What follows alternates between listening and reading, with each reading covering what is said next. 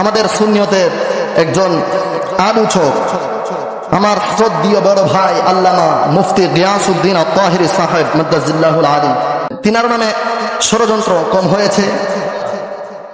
তিনার নামে গীবত বলেন, ষড়যন্ত্র বলেন এবং চুগলখুরি বলেন, কম হয়নি, কিন্তু অনেক কিছু হয়েছে। ওই বেচারা আল্লাহর বান্দা এমন ভাবে উঠে গেছে, আলহামদুলিল্লাহ এখন পুরো বাংলায় তাকে চিনে। সুবহানাল্লাহ বলেন। শুধু বাংলা না, দেশে বিদেশে সব জায়গায় তাকে চিনে। শুধু চিনে যে তা নয়, সবাই সুন্নিয়তের প্রত্যেকটি মোমেন মুসলমান অন্তর থেকে তাকে ভালোবাসে। ওনার দ্বারায় কি হয়? ইসলামের অনেক খেদমত হচ্ছে, ইসলামের অনেক খেদমত হচ্ছে, সুন্নিয়তকে অনেক দূরে এগিয়ে নিয়ে যাচ্ছে।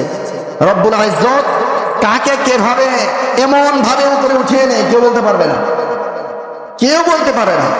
অতএব যারা ষড়যন্ত্র করে কিংবা সমালোচনা করে তারা কিন্তু পিছিয়েই পড়ে থাকে, তারা কখনোই সামনে আগাতে পারে না। আর যে নীরবতা পালন করে চুপ করে বসে থাকে, আল্লাহ রাব্বুল আলামিনের উপর তাওয়াক্কুল করে ধৈর্য ধরে, ওই ব্যক্তিদেরকে আল্লাহ রাব্বুল আলামিন এমন জায়গায় পৌঁছাবে যা অন্যান্য মানুষ কখনোই কল্পনাও করেনি। সুবহানাল্লাহ পড়েন। আল্লাহ যদি কারোর হাতে ধরে রাখে, ওই ব্যক্তিকে নামানোর ক্ষমতা কারোর আছে না? জোরে বলেন। একজন মানুষ চেয়ারম্যানের দাঁড়াবে, মেম্বারিতে দাঁড়াবে, কিংবা যে কোনো, অথবা গ্রামের সর্দার, অথবা গ্রামের কোনো এক মাতবর বিচারক। এখন যদি কোনো কারণে ভোটাভুটি হয়, ওই ব্যক্তির বিরুদ্ধে সমালোচনা হয় কি হয় না? ওই ব্যক্তি যদি সৎ থাকে, যদি সততার সাথে চুপ করে বসে থাকে, আল্লাহ রব্বুল আলামিনের উপর তাওয়াক্কুল করে, এবং শুধু মেম্বার চেয়ারম্যানই না, যে কোনো মানুষ একটি ভালো কাজে যাচ্ছে, একজন মানুষ বাহিরে যাবে, তার বিরুদ্ধে অনেক কঠিন সমালোচনা হচ্ছে। একজন মানুষ একটি ঘর তুলবে অথবা একটি দোকান দেবে, কঠিন সমালোচনা হচ্ছে। কিভাবে ষড়যন্ত্র করে, কিভাবে সমালোচনা করে তাকে এখান থেকে নামানো যায়, যে কোনো মানুষ কিভাবে তাকে এখান থেকে সরানো যায়, এইরকম ষড়যন্ত্র আপনি করছেন। আর আল্লাহ বলেছেন, আমি তার কোথায় ধরে রেখেছি? হাতে ধরে রেখেছি। এবার যারা করে সমালোচনাগুলো, তাদের কিন্তু কঠিন প্রকারের গুনাহ হয়, কঠিন প্রকারের অপরাধ হয়। আর যে ব্যক্তির নামে করে, ওই যে রাসূল কারীম সাল্লাল্লাহু আলাইহি ওয়াসাল্লাম বললেন কি, দীর্ঘ নীরবতা এবং সৎ চরিত্রতা, দুটি যদি থাকে, সে আল্লাহর প্রিয় এবং আল্লাহর কাছে, আল্লাহ তাকে খুব কাছে টেনে নেয়। এক নাম্বার কি? দীর্ঘ নীরবতা। কেউ যদি চুপ, একদম ধৈর্যশীল হয়ে নীরবতা পালন করে, ওই ব্যক্তি আল্লাহর কাছে থাকে, আল্লাহ তাকে নিজের কাছে টেনে নেয়। তো সবাই যখন তার বিরুদ্ধে ষড়যন্ত্র করে, আল্লাহ রাব্বুল আলামিন তার ওই মাধ্যমে এমন একটি কাজ করবে, যেই কাজের কারণে পুরো এলাকা কি, পুরো ইউনিয়নের মানুষ খুশি হয়ে যাবে। যদি থানা ভিত্তিক হয়, পুরো থানার মানুষ খুশি হয়ে যাবে। তাহলে ওই ব্যক্তির এমন একটি কাজ আল্লাহ রাব্বুল আলামিন তার মাধ্যমে করিয়ে দেবেন, আর সবাই তার প্রতি রাজি হবে, সবাই তার প্রতি খুশি হবে, সবাই তাকে ভালোবাসবে। আর যারা ষড়যন্ত্র করেছিল তারা হেরে যাবে।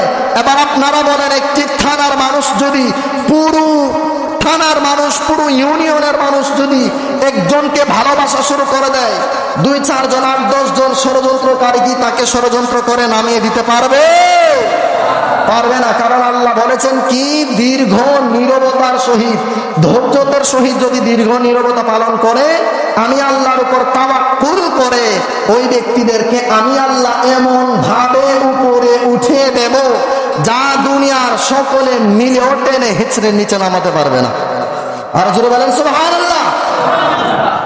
আপনারা দেখেন নাই আমাদের, আলহামদুলিল্লাহ, সবাই বলেন আলহামদুলিল্লাহ, আমাদের সুন্নিয়তের একজন আলোচক, আমার শ্রদ্ধেয় বড় ভাই আল্লামা মুফতি গিয়াসউদ্দিন আত-তাহিরি সাহেব মাদ্দাজিল্লাহুল আলী, তিনার নামে ষড়যন্ত্র কম হয়েছে? তিনার নামে গীবত বলেন, ষড়যন্ত্র বলেন এবং চুগলখুরি বলেন, কম হয়নি, কিন্তু অনেক কিছু হয়েছে।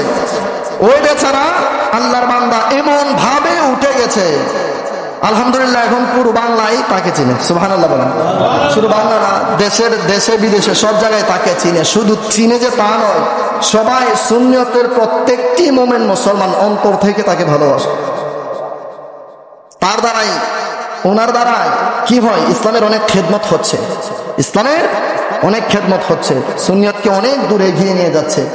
রব্বুল ইজ্জত কাকে কিভাবে এমন ভাবে উপরে উঠিয়ে নেয় কেউ বলতে পারবে না, কেউ বলতে পারে না।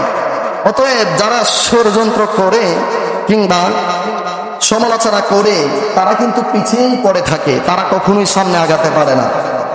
আর যে নীরবতা পালন করে চুপ করে বসে থাকে, আল্লাহ রাব্বুল আলামিনের উপর তাওয়াক্কুল করে ধৈর্য ধরে, ওই ব্যক্তিদেরকে আল্লাহ রাব্বুল আলামিন এমন জায়গায় পৌঁছাবে যা অন্যান্য মানুষ কখনোই কল্পনাও করেনি। সুবহানাল্লাহ পড়েন।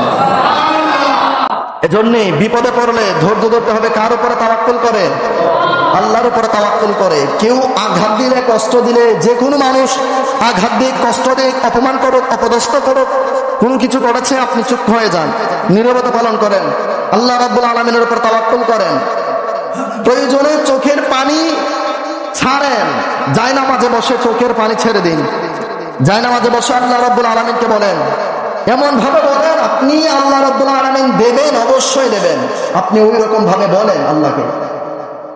আপনি অনেক কষ্ট করছেন না, হচ্ছে তো অনেক কষ্ট হচ্ছে না, বিদেশ যাইতে বা যে কোনো কাজকর্ম করতে আপনি কষ্ট করেন। কষ্ট পাওয়াটাও একটা নিয়ামত, সুবহানাল্লাহ পড়েন। কষ্ট পাওয়াটাও কি নিয়ামত। আর কষ্ট পেলেই আপনি আল্লাহকে ডাকবেন, আর আল্লাহ চাই এটা, আল্লাহ চাই তুই আমাকে ডাক। সুবহানাল্লাহ। আরো জোরে বলেন সুবহানাল্লাহ।